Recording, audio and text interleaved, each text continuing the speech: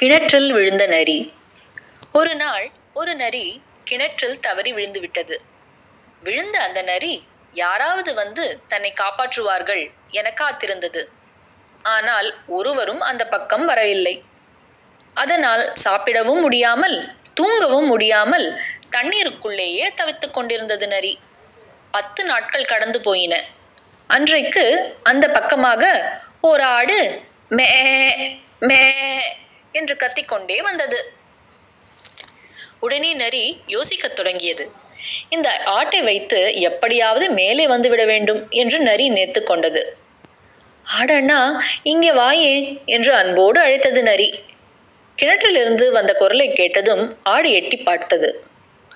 என்ன நரியாரே, தவறி விழுந்துட்டியா என்று கேட்டது ஆடு. சேச்ச, நானாவது விழுவதாவது? நான் வேண்டுமென்றேதான் கிணத்துக்குள் இறங்கினேன்.